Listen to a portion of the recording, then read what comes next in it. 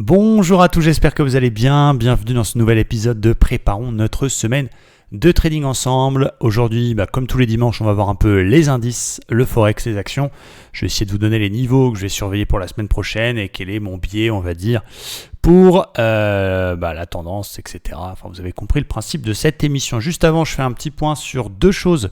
Première chose, puisque le mois se termine, je fais un petit point sur le mois d'octobre, donc un mois plutôt pas mal. J'arrive à 7,3% du capital, donc ça c'est le compte Pro Altime sur lequel je passe 99,9% de mes trades que je passe là-dessus sont ceux qui sont pris en live pendant nos émissions de scalping.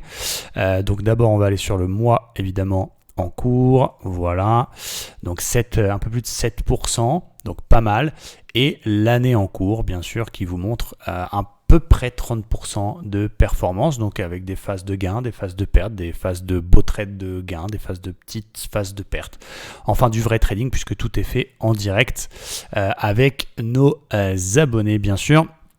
Et je vais vous montrer aussi FTMO, comme vous le savez, j'ai réussi le 50 000, je tente en ce moment le 200 000, voilà, et je vais vous montrer où est-ce que j'en suis sur le 200 000. Donc je suis à presque 12 000 à la moitié du temps, j'ai encore une douzaine de jours à peu près. Et donc au niveau des stats, voilà, bon, il y a eu des pertes, évidemment. Il y a eu la plus grosse perte, c'est 2332, donc c'est un tout petit peu plus d'1% du capital. Et voilà, 211 427 $ exactement, 63% de trade gagnant, un RR de 1,80. Donc on est dans les stats des méthodes que l'on enseigne et que l'on vous apprend dans le cadre de Livestream Trader. Donc j'espère que j'aurai ce 200 000, ce qui me ferait 250 000 en financé chez FTMO. Voilà, c'est plutôt pas mal, c'est difficile, il y a des conditions strictes et c'est quand même des gros objectifs, mais c'est pas impossible. Voilà, je vous ferai un point bien sûr le 12 novembre, savoir si j'ai réussi ce challenge ou ici il faut que je continue un mois de plus pour réussir ce 200 000. En tout cas, c'était mon objectif. Commencer par le 50 pour se faire la main avec la pression du challenge, réussir les deux phases. J'ai retiré des gains sur mon 50 000. Je vous ai montré d'ailleurs, pour ceux qui sont dans la communauté, j'ai retiré 1 000 € de commission juste pour vous montrer comment ça se passe et je les ai eu le lendemain sur mon compte bancaire. Et donc là, je l'ai mis un petit peu de côté le 50. Je m'attaque au 200, ce qui me fera 250 000 $. Inch'Allah. On va commencer bien sûr par le Daxune pour les indices. Hop.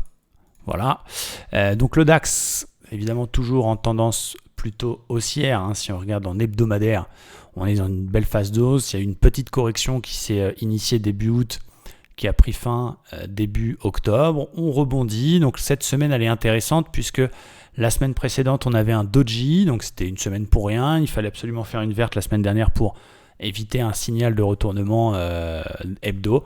On fait une belle semaine, on fait une semaine verte, on tient à la MM20, c'est plutôt très très solide. Après, d'un point de vue daily, je reste attentif.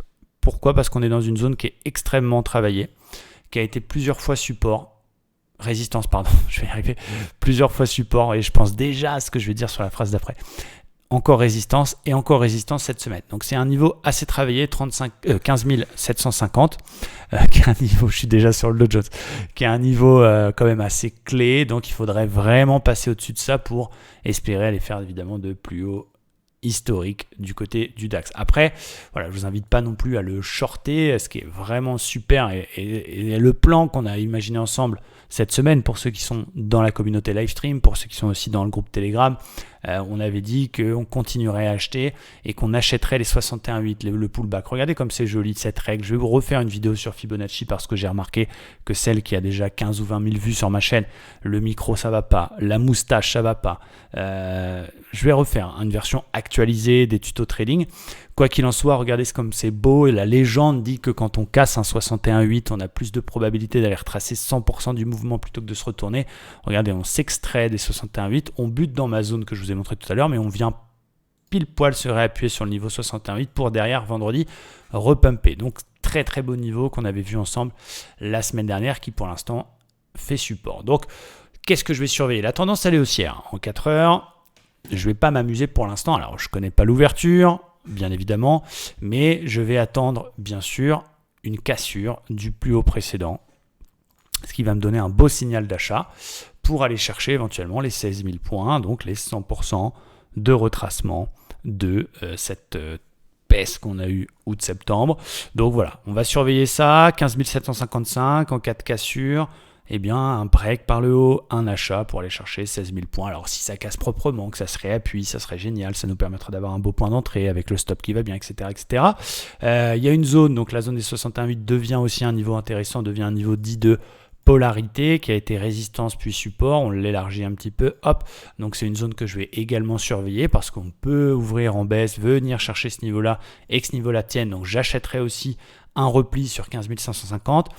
Mais par contre, si malheureusement on passe sous ce niveau-là, eh bien je changerai de fusil d'épaule et je tenterai des ventes uniquement si on casse 15 550, 15 500. Donc voilà pour le DAX, j'ai aucune boule de cristal, je ne sais pas ce qu'il va faire, mais voilà les niveaux plutôt à l'achat et plutôt un achat sur repli dans la zone 550, 560 ou cassure du plus haut précédent, on va aller chercher enfin les retracements de 100% de Fibonacci. Du côté du Dow Jones, qui est, vous avez vu ma vidéo sur la chaîne, ça y est, j'ai le tatouage, il est là. J'ai le tatouage Dow Jones.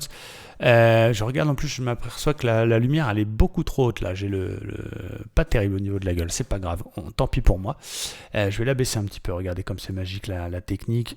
Hop. Je vais la baisser juste un tout petit poil. Voilà, ambiance. Le Dow Jones, donc je day trade, scalp tous les jours. Vous pouvez d'ailleurs scalper avec nous en direct dans le cadre des programmes Livestream Traders. Vous avez le pack Scalper qui vous permet d'être avec nous toute la journée, l'après-midi en scalping, de vous préparer au challenge, d'avoir accès à la communauté. Enfin, vous avez tout. C'est absolument génial pour progresser. Et merci à tous ceux qui nous ont rejoints dernièrement. Du côté du Dow Jones, on est toujours en tendance haussière. On a fait encore un nouveau record historique cette semaine. Il n'y a aucune raison de shorter le Dow Jones pour l'instant. Il faut profiter des éventuels replis pour le payer. Alors, c'est vrai que la semaine dernière, il y avait une config intéressante d'étoiles du soir, mais qui n'a pas du tout été confirmée puisqu'on a fait une verge derrière et hop, nouveau plus haut historique en clôture. Pas de plus haut historique intraday, mais en clôture. C'est la clôture la plus haute de l'histoire du Dow Jones. Donc voilà, c'est incroyable. Ces marchés sont vraiment super haussiers. Et regardez comme c'est beau l'analyse technique. On avait tenté un achat là-dessus la semaine dernière. Regardez cette zone polarité, l'ancien record qui devient support. Donc pour l'instant, les pullbacks fonctionnent, les replis donnent des opportunités. Donc je pense qu'il faut continuer à payer ce marché, bien évidemment, sauf si énorme signal de retournement. Qu'est-ce qui serait un signal de retournement?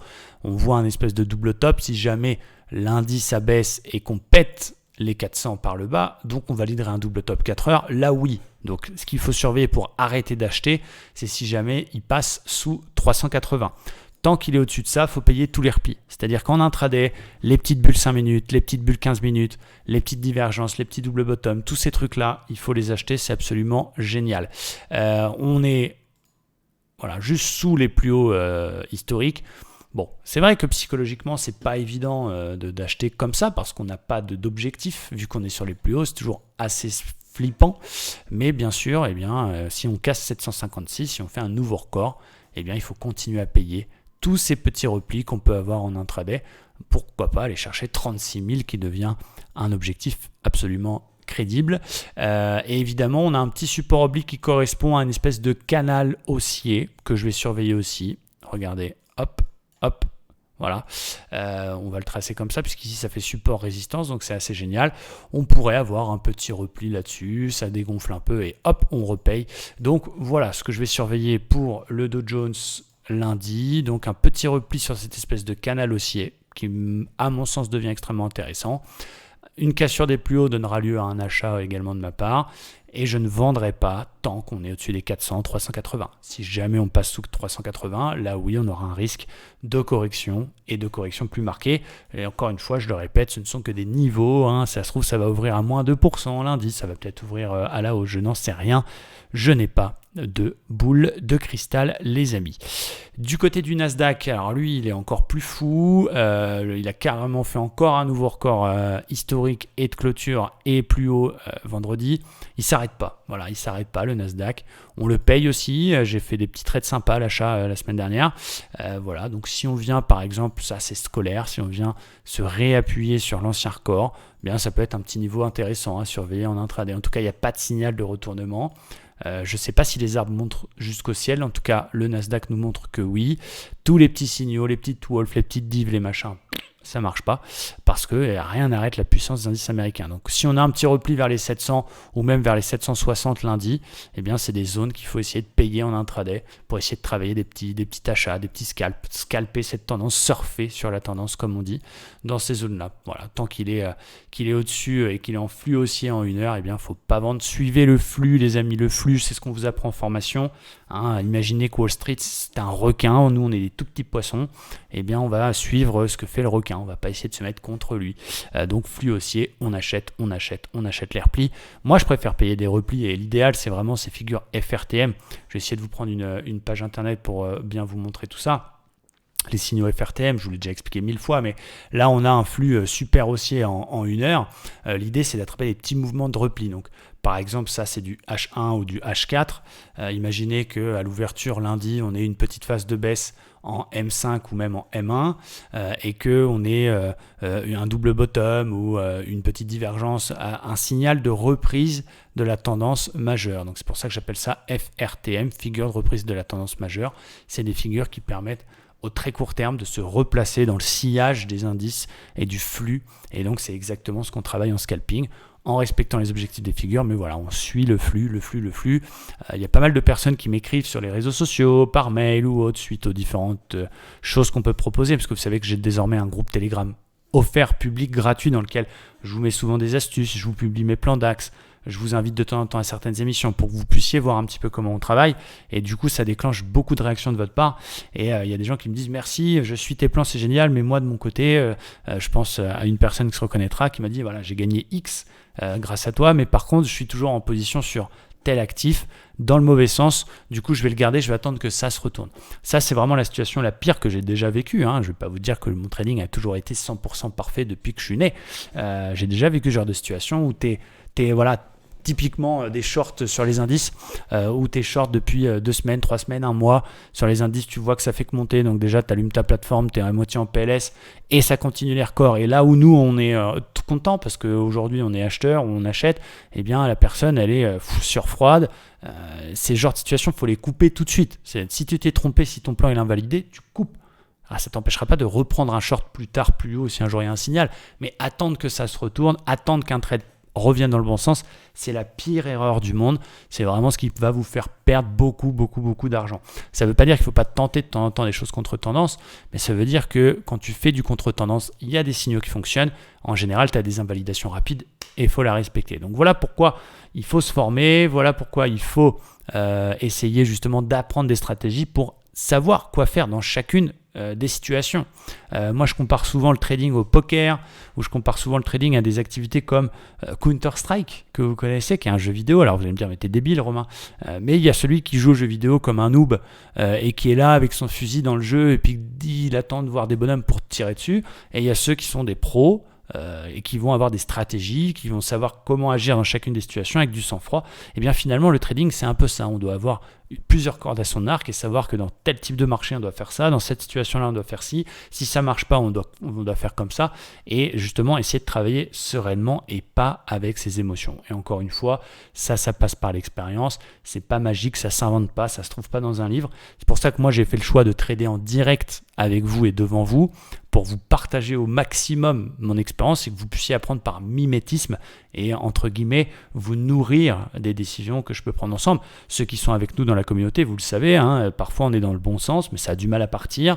On est dedans, ça merguez un peu, quelques minutes et bam, d'un seul coup ça part. C'est 10 fois plus jouissif qu'un trade où tu achètes, ça prend tout de suite 100 points. C'est ce que je veux dire. Bref, donc voilà, pour les indices, très haussier, très acheteur, je continue à payer jusqu'à ce qu'un jour un signal de retournement apparaisse qui visiblement n'est pas demain la veille. 2 autres actifs qui m'intéressent également, le pétrole. Tranquille, on a une vague de Wolf. Là, c'est du contre-tendance. Attention, elle n'est pas encore totalement mûre. Quoique, je l'aime bien. 1, 2, 3, 4, 5. Vous connaissez les vagues de Wolf désormais si vous suivez la chaîne depuis plusieurs mois. J'aime bien la réintégration en daily. Est-ce que c'est suffisant pour la tenter ? J'attendais un retournement de la théorie de dos en 4 heures. C'est ce qui s'est passé vendredi. C'est-à-dire qu'on a fait un plus bas et un plus haut plus bas que le précédent. On est venu chercher mon plus bas précédent cassé, les 83,40 qui était mon point d'entrée idéal. Donc je pense que je vais la tenter, on verra l'open justement lundi, mais je pense que je vais tenter cette vague de Wolf. Pourquoi ? parce que je sais que j'ai une probabilité d'échec qui est très importante. La tendance à aller haussière, je vais me mettre à shorter.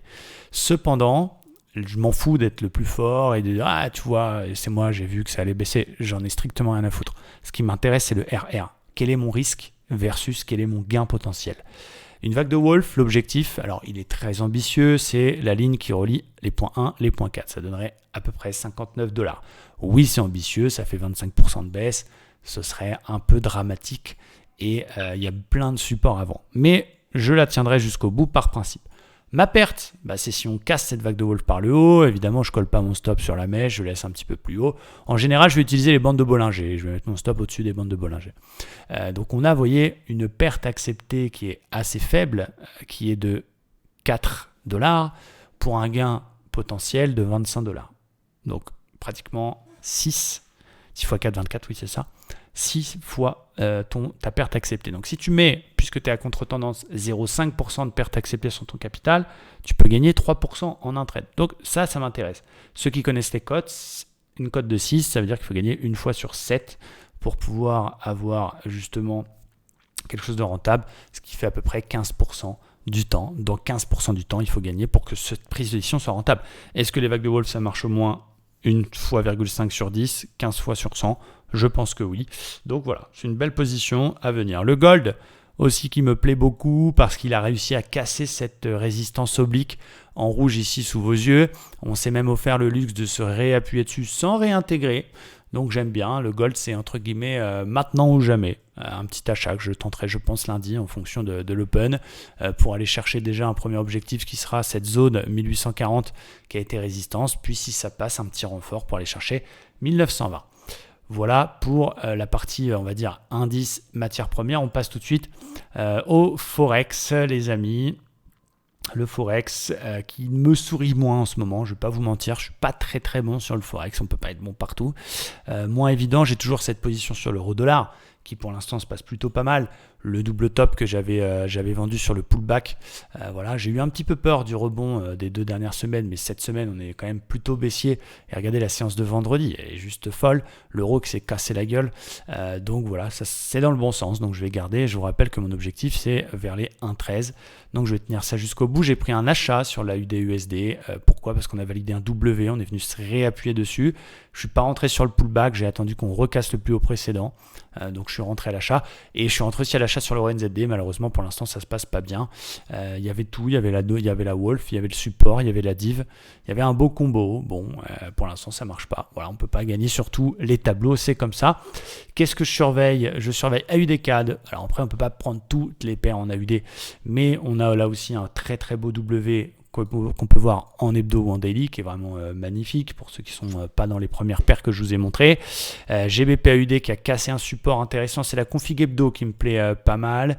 On reprend le chemin de la baisse en cassant ce support oblique qui est là.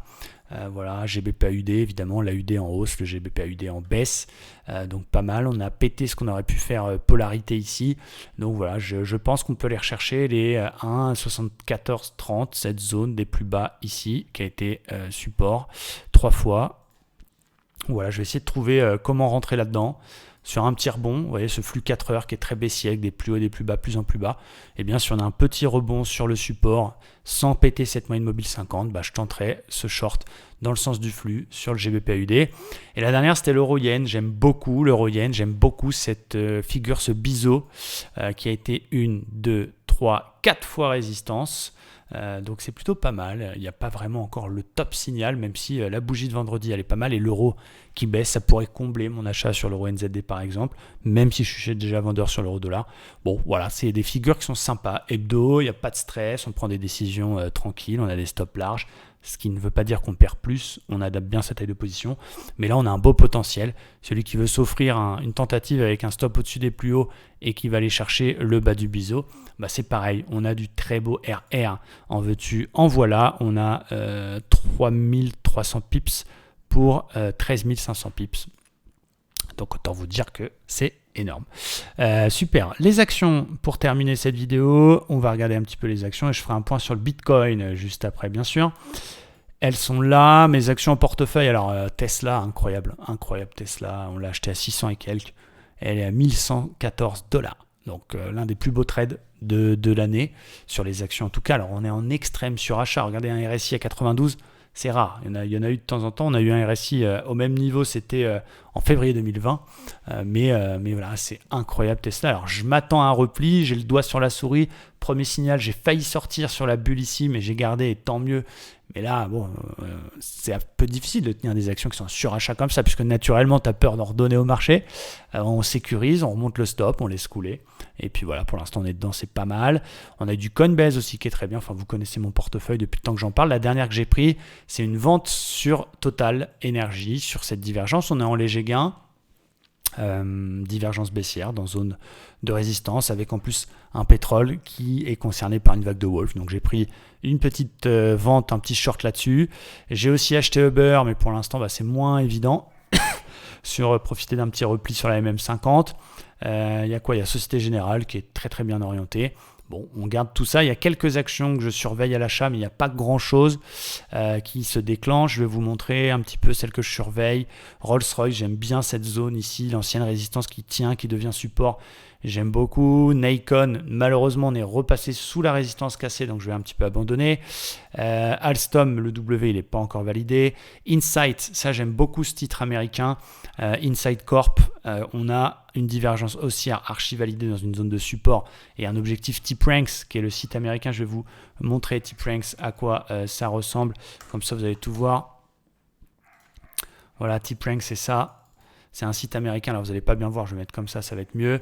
Vous tapez le nom d'une action, par exemple Insight Corp, justement, et ça va vous donner tout un tas d'analyses. Alors c'est pas au hasard, hein, c'est les analyses des banques américaines, Bank of America, Morgan Stanley. Ils sont rankés, ils ont des notes en fonction de leur retour, est-ce qu'ils sont bons, est-ce qu'ils sont pas bons. Et tout ça, ça nous donne un consensus. Et là sur Insight, on a un consensus à 93 $, ce qui fait 40% de hausse par rapport au prix actuel. Donc quand l'avis TipRanks c'est comme ça, quand il est argumenté, forcément ça nous donne un argument supplémentaire. Donc j'aime bien Insight Corp, j'aime bien Facebook aussi. Il y avait la MM200 qui aurait pu être intéressante à payer, mais elle a légèrement été cassée. J'aime bien la config actuelle. J'aurais préféré payer sur 300 Facebook, donc on va attendre un tout petit peu. J'aime beaucoup. Ubisoft aussi, très très belle configuration sur Ubisoft. Alors on va regarder s'il y a un avis TipRanks. Pas toujours un avis puisqu'on est sur une action hors justement US.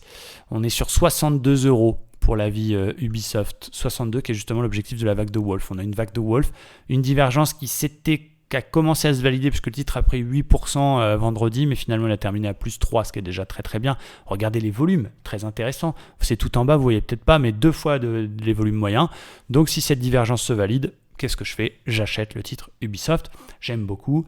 Target Hospitality aussi, qui est une action un petit peu particulière, mais qui est dans un squeeze de bande de Bollinger. J'attends une sortie par le haut, on a une première accélération. Ensuite, on se calme dans un range, on squeeze, bam, si ça casse par le haut, on pourra avoir une deuxième vague de hausse. Pour ceux qui connaissent un peu les vagues d'Elliott, vous savez qu'on est sur 1, 2, 3, peut-être une deuxième vague de hausse, 4, 5, enfin là, elle est un petit peu exagérée, mais vous avez compris, donc j'attends que ça sorte par le haut, et c'est tout pour les actions que je surveille à la chasse, qui est déjà pas mal. On ira lundi, on ira à la chasse à de nouveaux titres. J'utilise pas mal de choses, j'utilise Waldata pour aller me chercher les divergences, j'utilise beaucoup de choses. Évidemment les avis de la communauté, parce que vous, les membres qui sommes là tous les jours avec moi en live, vous avez aussi d'excellentes idées, vous avez aussi d'excellentes opportunités, et ça j'aime beaucoup. Pour finir, les cryptos, au moins le Bitcoin, je suis sceptique sur le Bitcoin, je pense qu'il va corriger un petit peu. Vous savez que j'ai toujours été Bitcoin lovers, mais voilà, on est repassé sous le record historique. Il n'y a pas vraiment de signal de retournement de ouf, même s'il y avait une épaule tête-épaule en 4 heures qui était intéressante, qui a été validée, on est revenu, donc elle n'est pas évidente à identifier. Ça reste haussier, pour l'instant la MM20 elle tient, mais moi je m'attendais à un petit repli au moins sur les 52 400, qui est une zone à surveiller s'il y a une petite baisse et que on poursuit et que notamment on casse les 58 400, le précédent plus bas, eh bien on pourra avoir une baisse jusqu'à cette zone 52 500 qui devient un niveau polarité, l'ancienne résistance qui deviendrait support. Donc il faut surveiller 58 200, si ça casse 58 200, pas bon, on pourrait baisser au moins jusqu'à 52 500. Donc là, il y a en plus un petit trade à faire pour ceux qui aiment bien trader les futurs crypto et le futur Bitcoin, notamment sur Binance. Si je pète 58 200, je vends, je vais chercher 52 800, 52 700. Là-dessus, je fais attention à un éventuel reverse. Donc voilà, et puis il peut évidemment faire complètement l'inverse, il peut évidemment tout repéter par le haut. Donc pour racheter du Bitcoin, un signal d'achat, ce serait quoi? Ce serait la cassure des 62 600 ici. Voilà. Tant qu'il est entre les deux, on a un peu le cul entre deux chaises, il faut attendre qu'il décide est-ce qu'il va casser par le haut, par le bas.